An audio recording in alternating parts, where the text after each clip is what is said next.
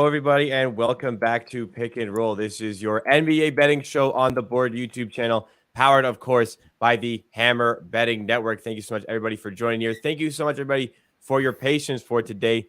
Dealing with one of the lines that of the bet that we were about to start with moved off, so we are looking for a solution. One official play coming for you guys, and possibility of a second official play coming later if that line can open up once again for us, and we can get that in for you guys as well. But in the meantime, let's start off first of all with the recap of yesterday's official play, and it was a winner yesterday. Went with Buddy Hield over 14.5 points, and contrary to Friday's 3-0 sweat with pretty much 3-0 sweep with pretty much no sweat whatsoever, it was a lot of sweat in this one, as Buddy Hield had 3 points at halftime, but goes 3 for 3 from 3 in the third to set him up for the win on this one. And Pips, do you think this is worthy of adding to the hook counter? He goes over by half of a point here. I mean, by definition, it is the hook. Yes, But I he was agree. one for four from the free throw line as an 87% free throw shooter. So this was like unbelievable that he made only one out of the four free throws. Like the probability for that is like less like 5% or something. Yes. So with that win, Buddy Hield. Buddy Hield is 7-0 on his side of bets. So he's three. His SGPs are 2-4. He is 6-0 on his side of the SGP. But our first straight play with Buddy Hield cashes. Also, the record with bets on 76ers game is now 11-3. So an interesting trend there. Up to 14.7 units in profit, 7.1% ROI, and a 103-77 record on the season. And with that, we are ready to go into today's official bet. And we have one now. And once again, hoping to have another one later on in the show if we can get the line that we want back. But the official play that we are prepared to lock in here, we are going to the Nets at the Rockets. I'm fixing up the graphic here because there was a lot changing on the fly here. We're going to the Nets at the Rockets. We're going with Cam Johnson, 15 plus points. So this is the milestones line. Once again, it's in the second batch of player props. And we're pairing that with Spencer Dinwiddie over 5.5 assists for minus 120 odds at BetMGM. Pips, why don't you take us away here? What do you like about this play?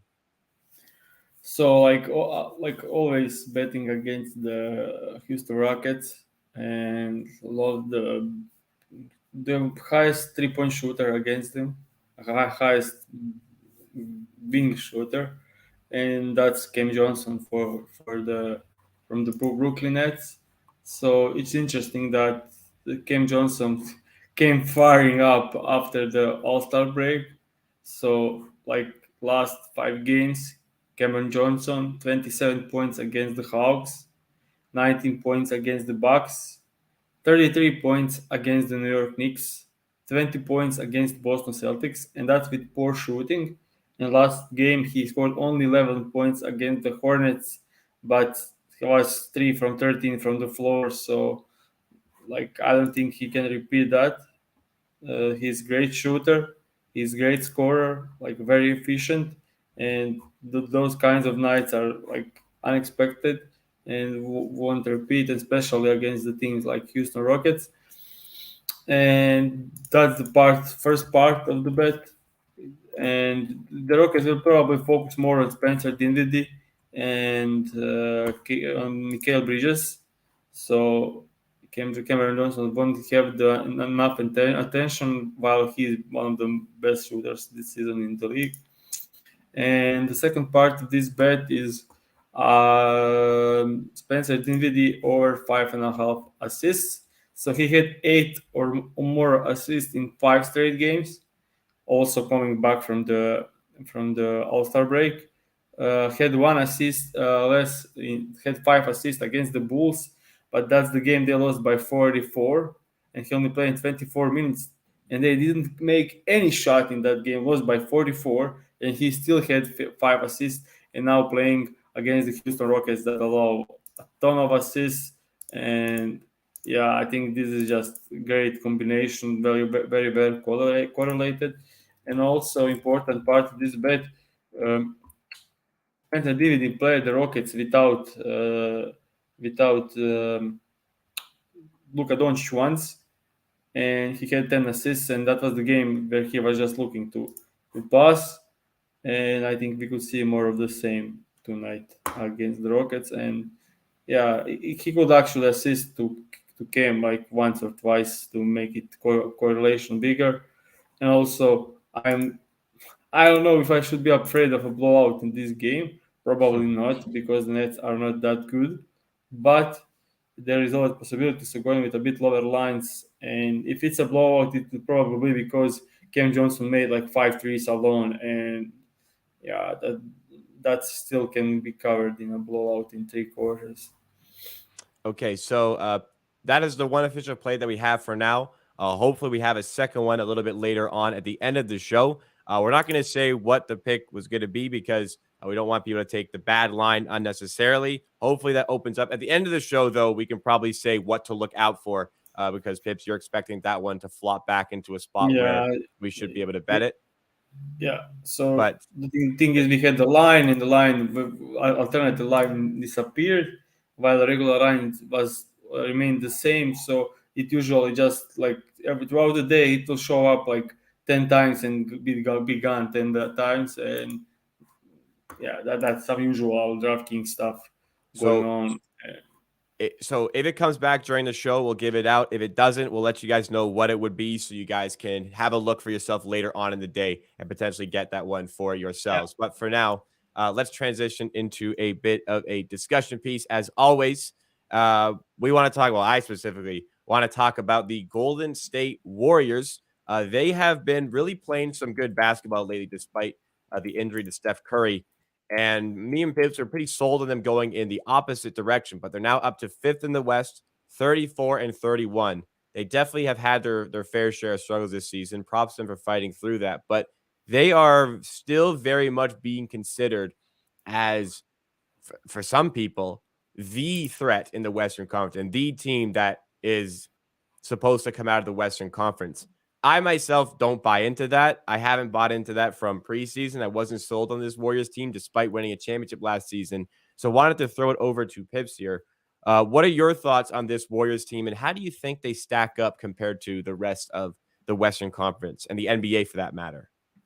it's interesting that they won like 5 straight games against not so great opponents, but still won 5 straight games. Mhm. And then Steph Curry came back and they won. They lost against the LeBronless Lakers, and it was like pretty comfortable leading from the start to the end by the Lakers.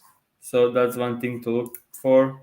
And I was amazed that they let AD cook them like 39 points while having Kevin Looney and Draymond Green to defend inside. So that was like I expected them to do be way better than they were.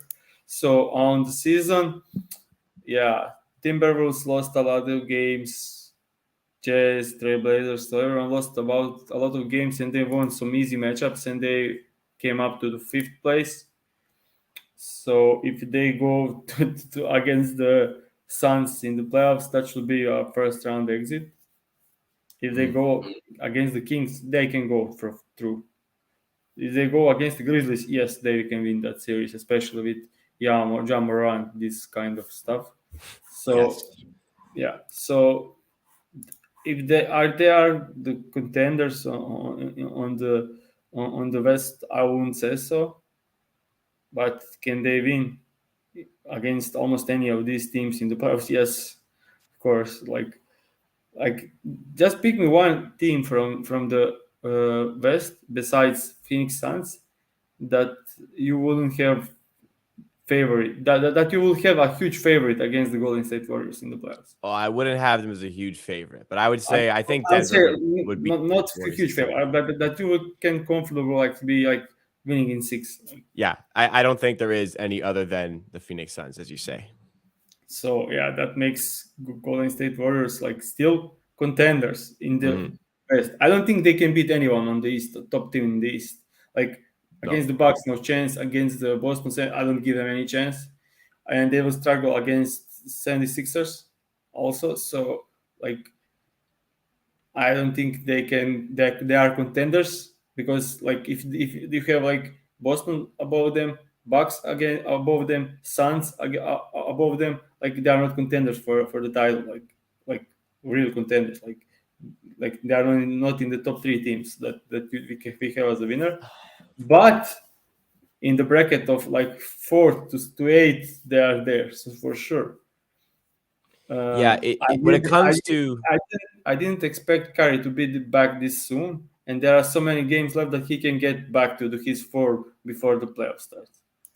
yeah, my thing with Golden State. So I get what you're saying about not really contenders because they're not as good as three of the teams in the Eastern Conference. We would say I would agree with that. But the thing is, like last year, I don't want to discredit a championship. I would never discredit a team for winning a championship. I didn't feel like that was like an all-time championship team the Golden State Warriors had, but they did their job, got to the finals where I think they were the inferior team to the Boston Celtics.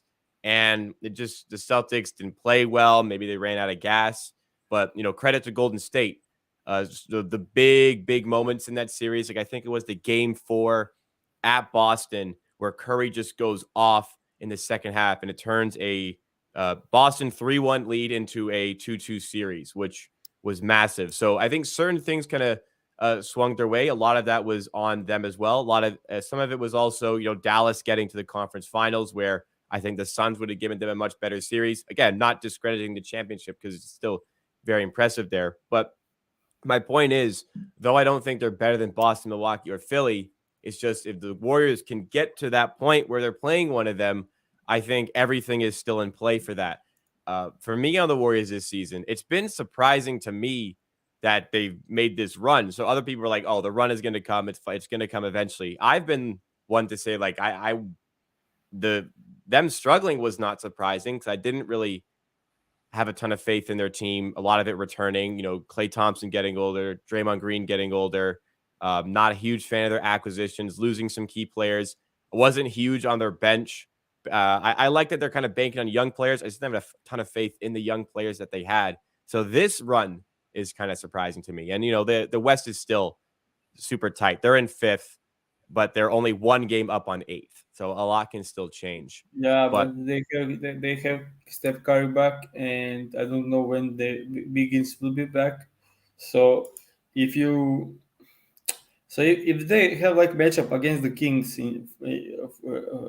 firstly, yeah, and then go against the Nuggets.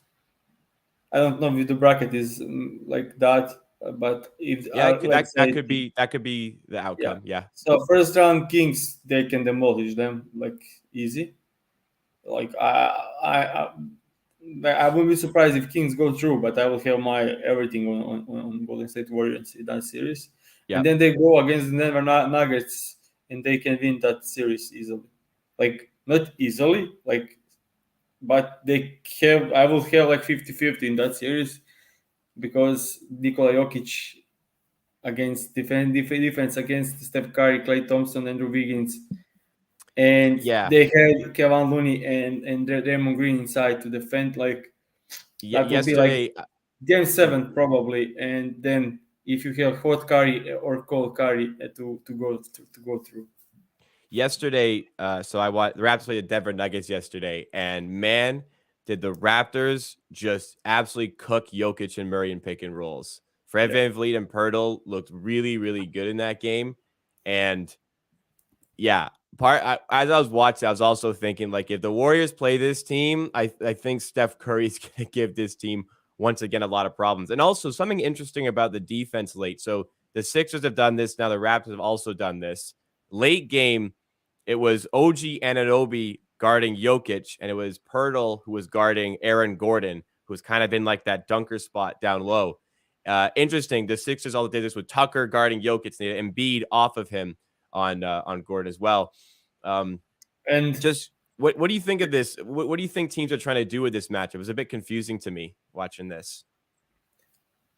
so I mean, like they are making it easier.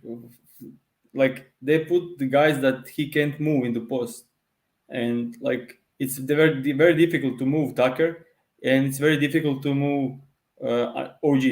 Mhm. and you have a big guy helping coming to help of the dunker spot Yeah. like that. Yeah, that's it. Like you just need to like take away his body, like when when gets to the posting up, and then he just like move players inside and then just hooks easily over them, and they are like setting guy that he can't move so he can shoot over them. Good luck. Everyone will take Jokic shooting over guys from mid range. Like that's it.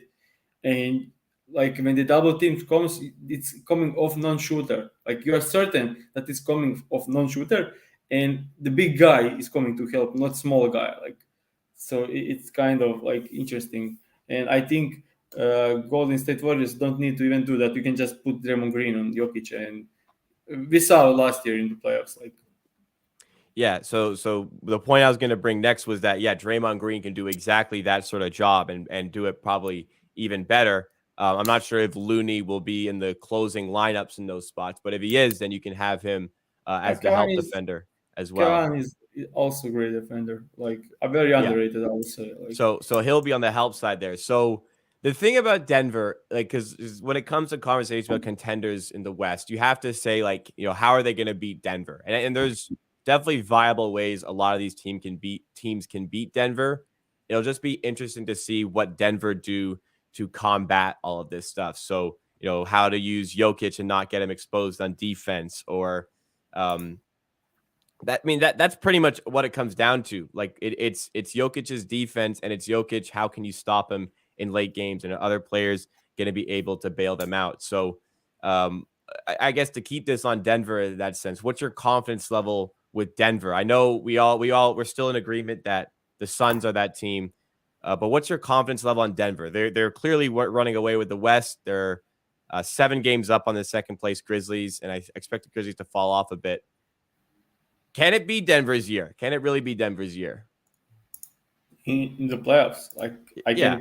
I think they can win the league like by the wins, but Oh, for sure. I always had some sort. I always have doubts about Nikola Jokic defense in the playoffs, and that's I don't think we ever had uh, a starting five that was poor in defense on championship team.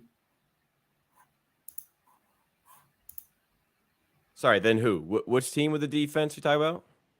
I said like I don't think we ever had a championship team that won the championship with a weak defensive starting five.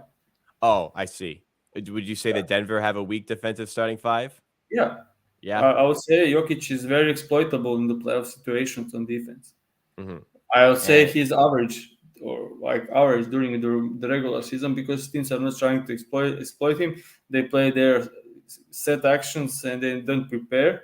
But when you prepare in a 7 game series to exploit Nikola Jokic, you are certainly able to do it. And especially if you are playing some very experienced and intelligent team like Golden State Warriors, like for example.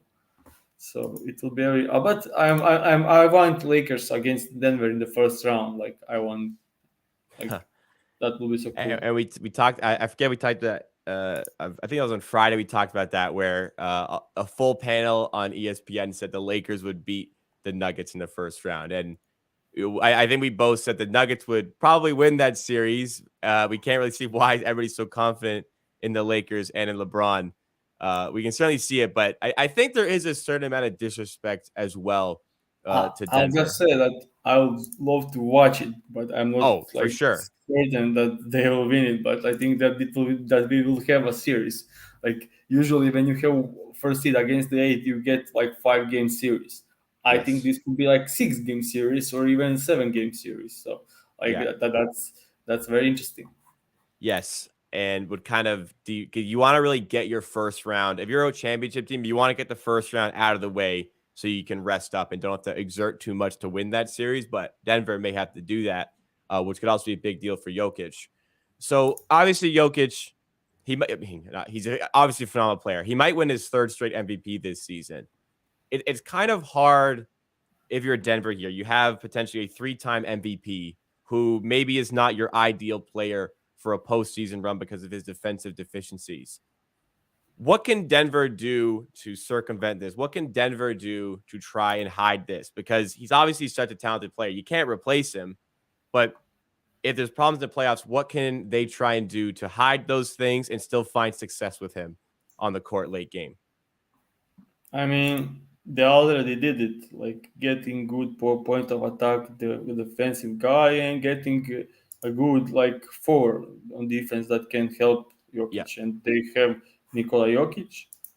They have Aaron Gordon, and they have KCP, Bruce Brown. Like, so they have 48 minutes of above average or good point of attack defense, and they have Gordon as the glue guy on defense, weak side defense, and everything.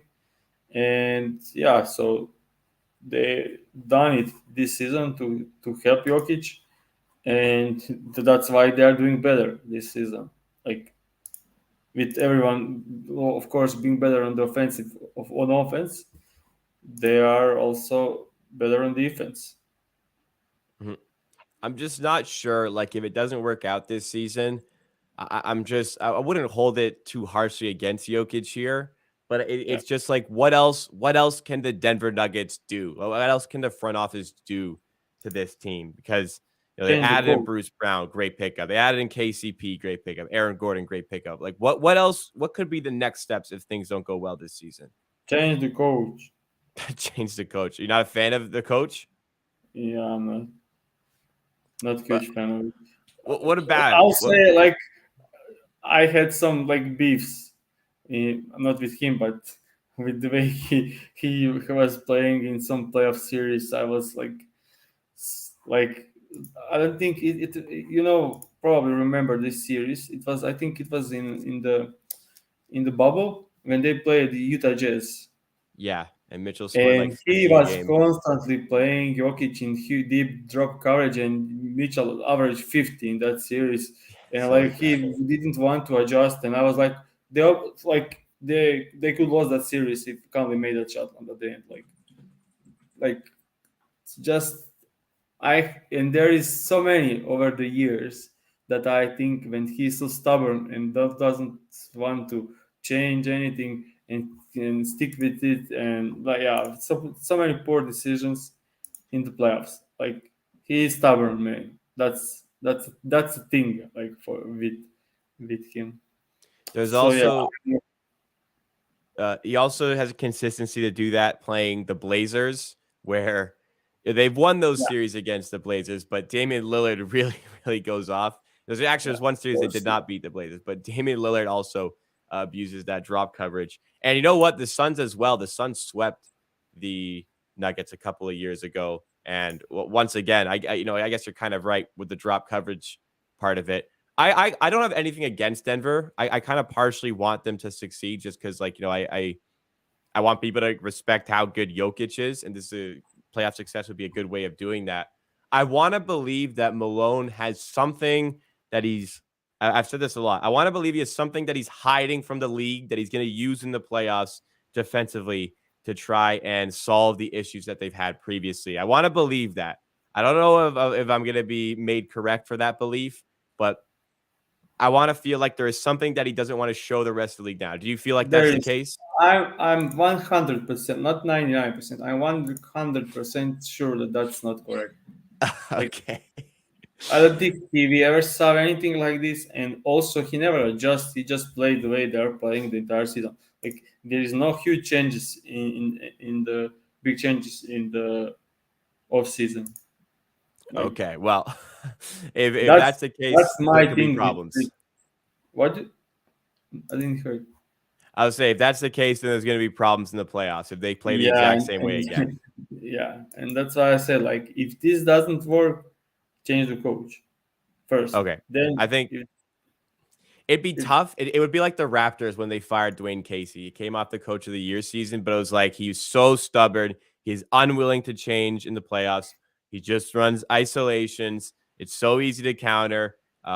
He can't get the best out of his players. And even though it's successful, we need playoff success. We need to try something new. So teams have done that. Like the Raptors have had success. They won a championship the next season. So maybe could be something similar in Denver. If they go out first round, he's gone. If they go out second round, Like if they go out in 6 in the second round, I think there would still be questions about his job. So Yeah, I I like mean, that if point he there. loses to the Lakers in the first round, for example, he's gone. He's done. Like, He's absolutely yeah, done. that's for sure. So, yeah. Okay.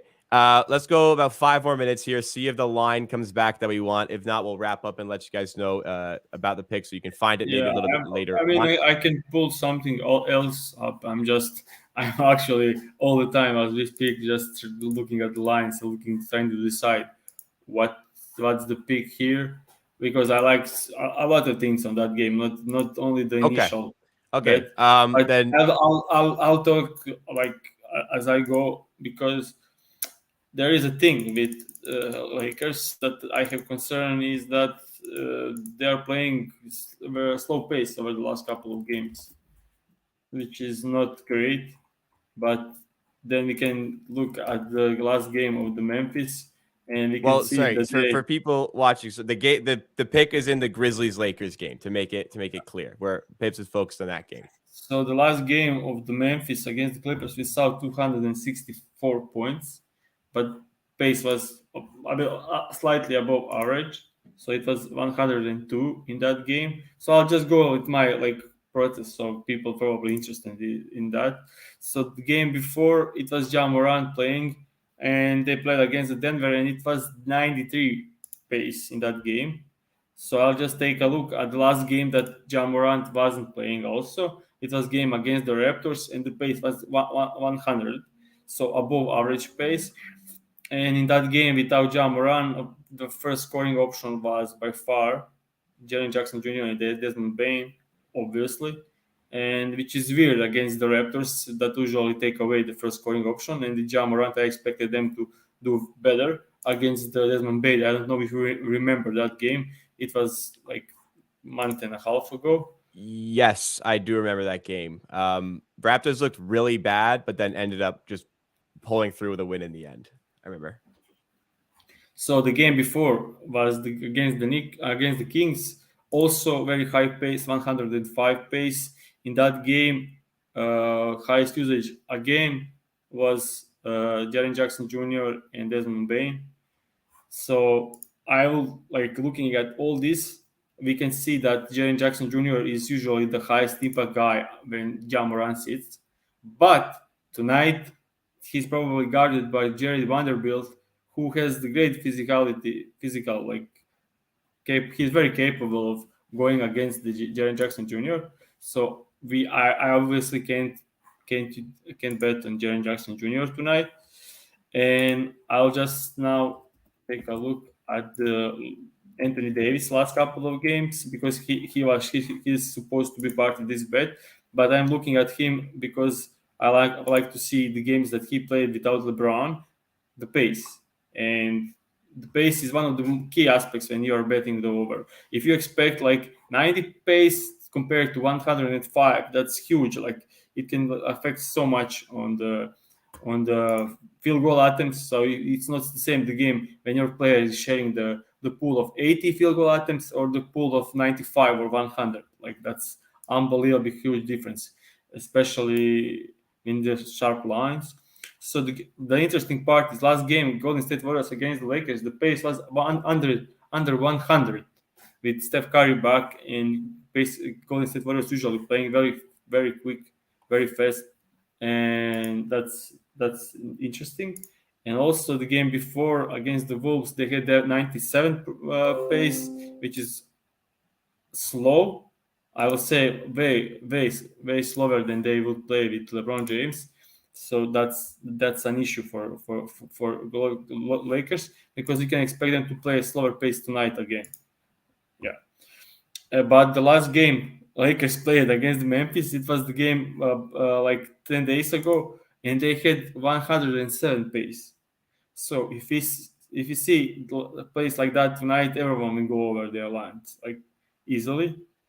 And the thing is, that game was Ja Morant scoring 40 points. And still in that game, we had Desmond Bates scoring 16 points and Jaren Jackson Jr. scoring 16 points. So yeah, no takeaways here, but I'll just once again go back and check the line for Anthony Davis So to yeah, see. Anthony Davis was an over that we Pips wanted, but the line that he wanted was gone on Davis. He was going to pair that as well with something else. But Yeah. if anything else, if you want to find some other parts of this, some other thing to go with for this game, we can certainly do that one as well. So I'll just go as I speak. So if you if you get a look at the Tyus Jones in the games without Ja Morant this season, he averaged 19.4 points. That's very good. Yeah, and that's like amazing. And if you take a look at the last season, with Ja Morant, when he gets the 30 minutes, he also closed the season with unbelievably. So Uh, Tyus Jones over the last this season and last season, when he gets minutes without Jamora, it's 16 points average, and which improves to the 19.4 this season. So that's really good. And he had some unbelievable games: 28 points against the Heat, 24 against the Spurs, 21 Utah, 22 Hawks, and the last game they played, he scored 25 against the Clippers. So unbelievable performing. And I'll say so. We are going to bet. I'll type too, so you can just choose. But we are betting on Anthony Davis to score 25 plus points, and Tyus Jones. I don't know if I'm pronouncing it now like Thais. I think Yeah, it's the right pronunciation. yeah, Tyus Jones, you got it. Yeah, but it's difficult when you're from Croatia and you have all those signs that. Of course. Yeah, I like we from Croatia probably like used to say Yanis, but we say Janis because we have a J like in our alphabet. So it's Yeah, yeah, interesting. of course. We understand. No problem. Okay. I'll pull up the Okay, graph. I just sent to our second bet. Yep. Yep. I'm I would love I would actually I would say like my first choice was Anthony Davis over 25.5 points combined with Desmond Bain over 20, but that's way too juiced. I mean that's gone now. So I'm going with Anthony Davis 25 or more points, 25 or more points with Tyus Jones because as we can see like last 10 games against Ja Morant, he covered this in 8 and he has 90.4 average. And I'll just go and look at the games that he didn't cover. I actually know that he had one under was 12 points against the Kings, and in that game he shot 5 of 13 from the field, so 38% from the field, which is not like he's a very efficient player, like. And he didn't get to the line, and he usually gets to the line when there is no Ja Morant. So that was the one game, and the other game was Toronto and Raptors, your team. And he had 9 points in that game.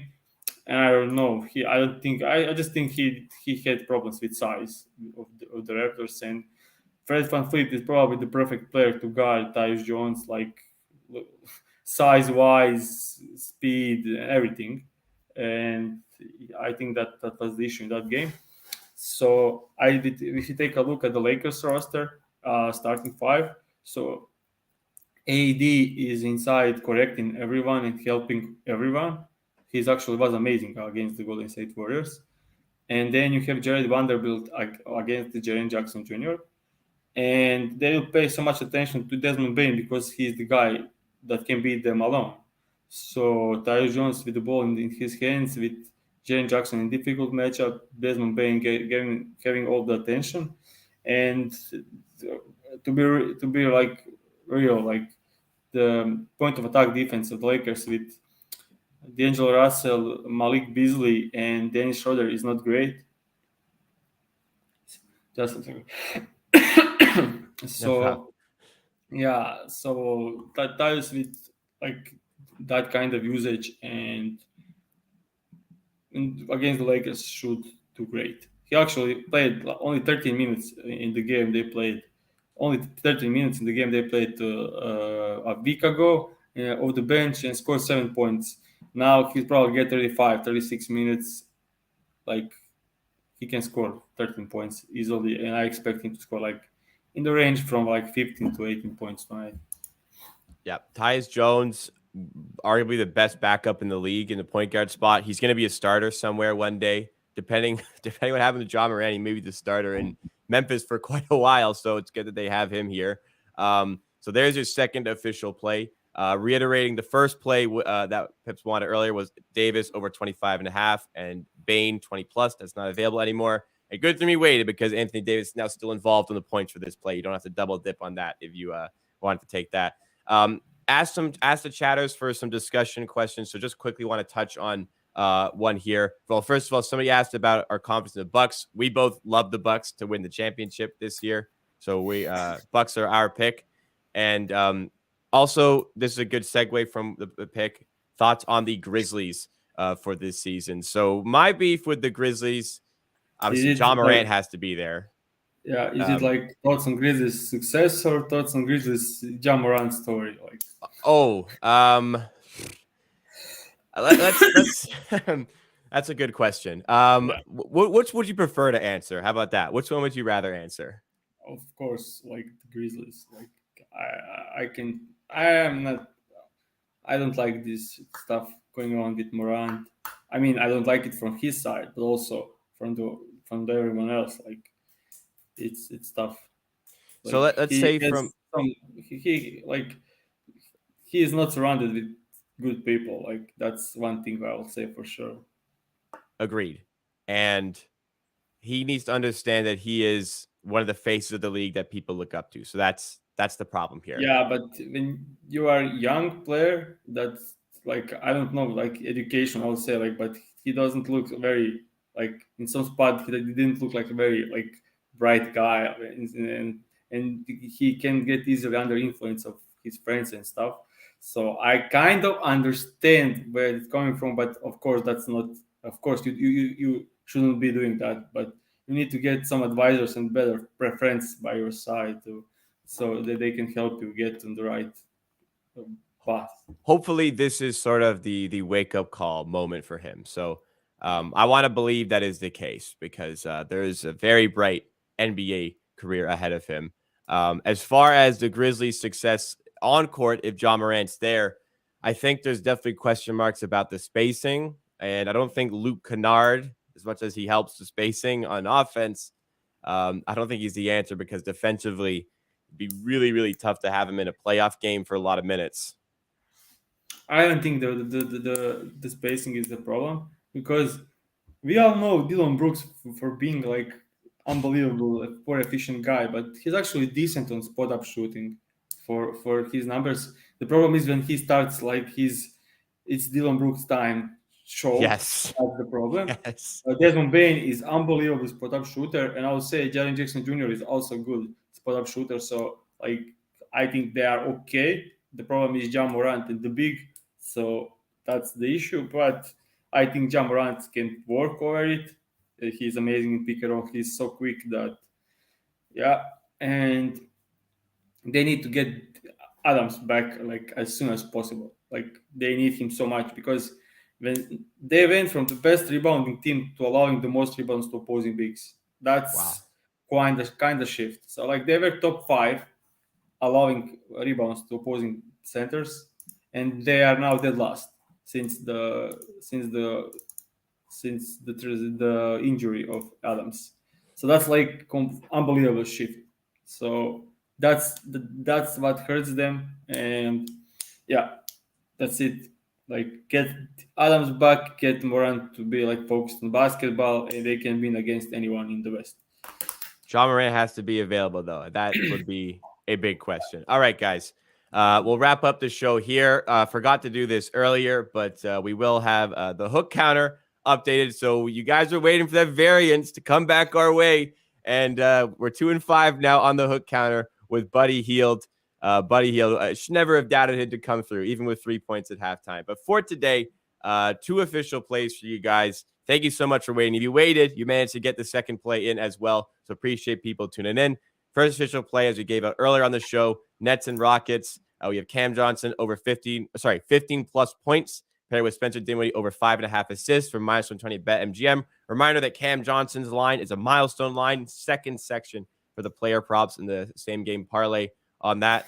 And for the second official play, Grizzlies at Lakers, Anthony Davis, 25 plus points, paired with Tyus Jones over 12.5 points. That's minus 110 at DraftKings. Will say that originally the play was going to be 25.5 for Davis going over and 20 plus for Bain. So if this one's gone and maybe that one is available later, that is also something that you can check in. But the official play will be Tyus Jones and Anthony Davis. And that has been your show. Thank you so much for tuning in. Went a little bit longer to make sure we still got that second play in on this good slate and a good matchup here. Grizzlies at Lakers. Myself and Pips are back every weekday right here on the Board YouTube channel for Pick and Roll. So get subscribed to the channel. You can help us on a road to 1,000 subs or less than 100 subs away. This is, I believe, now our 86th episode. We want to hit 1,000 subs by our 100th episode. So if you guys can support the channel, tell a friend, tell a family member, that would be great. And the least you can do, we hope, is give a thumbs up on this stream to help us get in some more recommended pages. Hit that thumbs up button, and we'll see you tomorrow, hopefully celebrating another good day on the show.